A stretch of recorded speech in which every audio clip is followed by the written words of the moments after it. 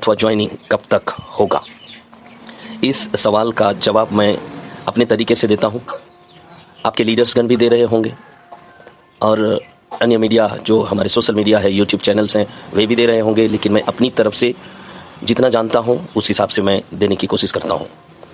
हमारा शिफ्टिंग या ज्वाइनिंग तभी होगा जब हम सभी लोगों का लिंक करा के काम को ख़त्म करेंगे, पहला।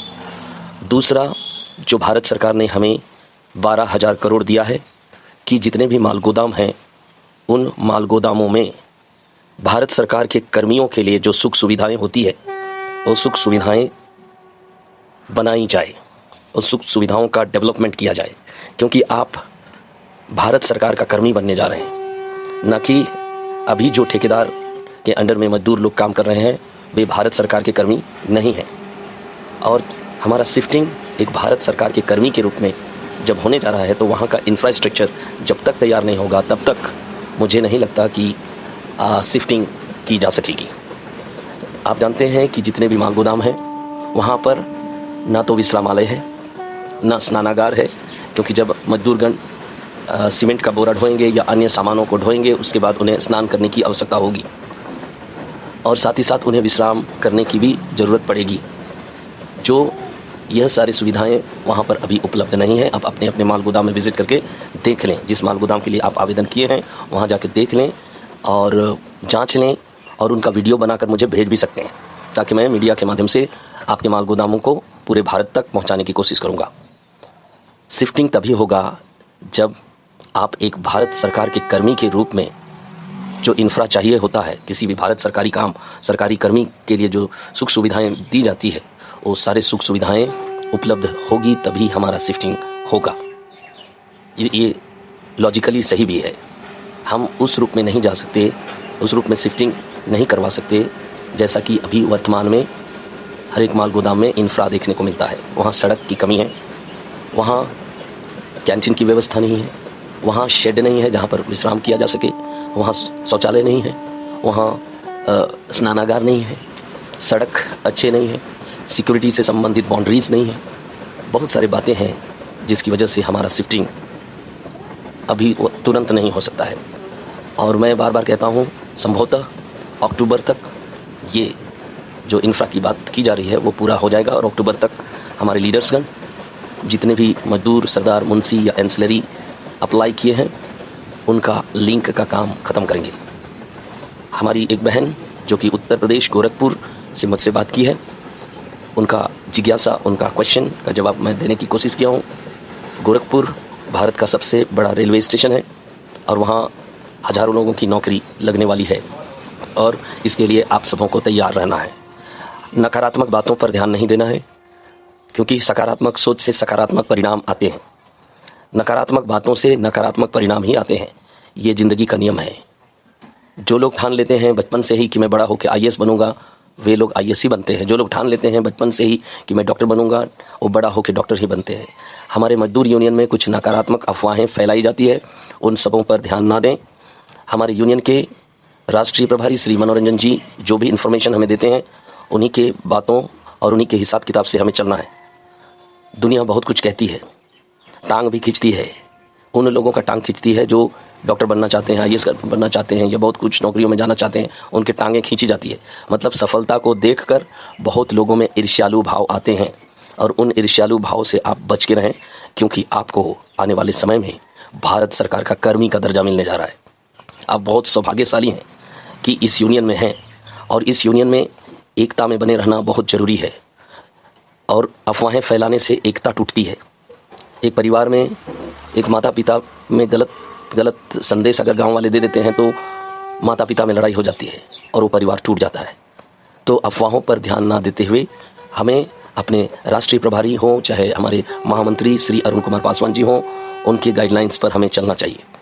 और उनसे मेरी बात होती है और मैं वही बातें डालता हूँ जो कि मुझे सूचना के रूप में दिए जाते हैं। आइए हम अपनी एक बहन जो गोरखपुर से बात की है उनकी जिज्ञासा को मैंने जवाब दिया है कि आने वाले कल हमारे साथ ऐसे भारतीय रेलवे माल गोदाम श्रमिक संघ के सदस्य के रूप में क्या मिलने जा रहा है। आपको बहुत कुछ मिलने जा रहा है। इसलिए धैर्य बना के रखें, एकता में रहें, प्रेम भाव में रहें, आपस में मनमुटाव ना रहें। हाँ, कुछ लीडर्स जो हमारे यूनियन में घुस आए हैं, उन लीडर्स लोगों के द्वारा मनमाना तरीके से पैसे का उगाही हो रही है, जो संगठन में जमा नहीं की जाती है, वो अपने लिए इकट्ठा करता है। तो उन लोगों से बचकर रहें। इसके बाद वाला एक वीडियो मैं बनाऊंगा जहां पर एक बंदा से 7 लाख रुपया लिया गया QR कार्ड बनाने के लिए, लेकिन उनका लिंक अभी तक नहीं कराया। और उन्होंने मुझे बताया कि 7 लाख ना केवल उससे लिया गया बल्कि कई उनके मित्रों से भी लिया गया। तो 7 लाख अगर 20 व्यक्ति से भी लिया गया तो कल्पना करें कि वो बंदा जो अभी लीडर कहलाता है अपने आप को, वो बंदा अब करोड़पति बन चुका है। उसे नौकरी की कोई आवश्यकता नहीं है। ऐसे लीडर्स लोग नौकरी की आवश्यकता के लिए नहीं लीडर बने हैं, बल्कि आप लोगों से पैसा लूटने के लिए बने हैं। तो उन लोगों से बच कर रहें और सावधानीपूर्वक हमारी यूनियन को जो भी चंदा यूनियन में दिया जाना है उस चंदा को देकर अपना QR कार्ड और श्रम कार्ड को लिंक करा लें। इसी आशीर्वाद के साथ आगे मैं एक ऑडियो डाल रहा हूँ ताकि आप समझ जाएं कि आने वाला कल क्या होने वाला है। आगे सुने। हेलो हेलो जी, नमस्कार। नमस्ते सर। नमस्कार जी, अभी DRMTS का कोई नया रिकॉर्ड नहीं मिला।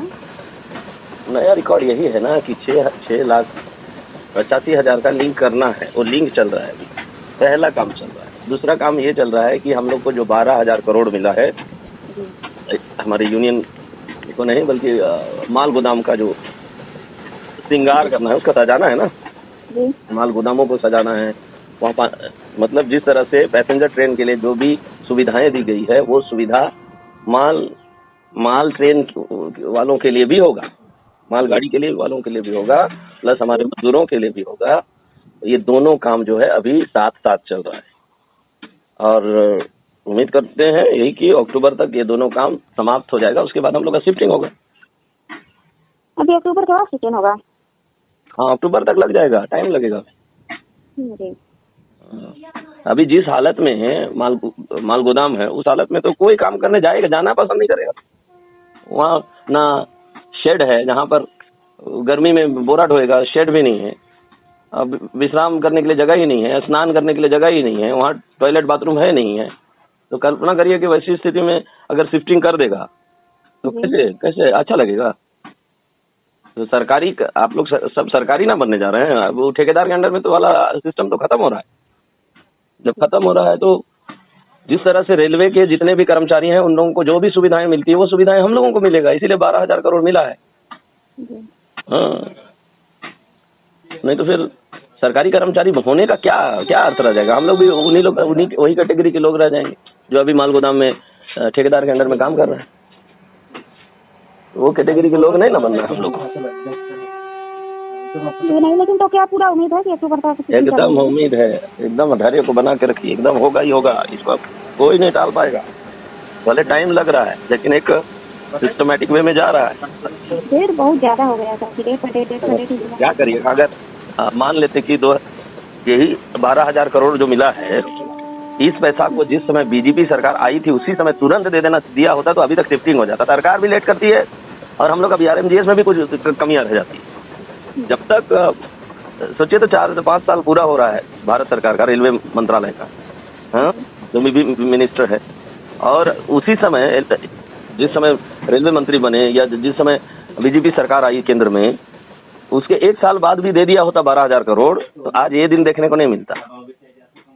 अब इंफ्रास्ट्रक्चर बनाने में टाइम लगेगा, मतलब वहां पर बिल्डिंग्स बनाने में, घर बनाने में, शेड बनाने में, कैंटीन बनाने में टाइम लगेगा।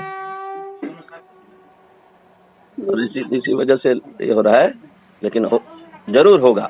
इसको दिमाग में रख लीजिए, अब होकर ही रहेगा। कोई आपको अफवाह दे रहा है, कोई मुझे बोल रहा है कि अफवाह भी फैलाया जा रहा है। हमारे यूनियन के कुछ फालतू लोग हमारे यूनियन में घुसे हैं ना, वो लोग अफवाह फैला रहा है कि जैसा ठेकेदार के अंडर में मजदूर लोग काम कर रहा है उसी तरह प्राइवेट होगा।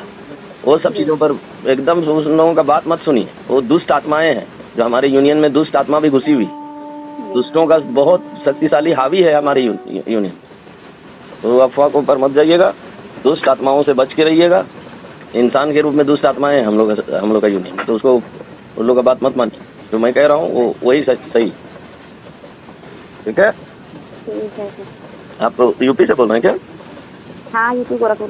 जी जी ठीक ठीक है। गोरखपुर में सब ठीक है ना?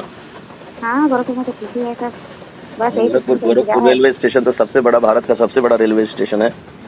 और जब भी होगा बहुत लाखों लोगों का इसमें जॉब लगेगा, कितना खुशी की बात है। अब लगेगा ही, इसको कोई नहीं रोक सके। लेकिन एक चीज को ध्यान रखिएगा, आप लोगों का क्यूआर कार्ड अभी लिंक हुआ कि नहीं, उसको ध्यान दीजिएगा।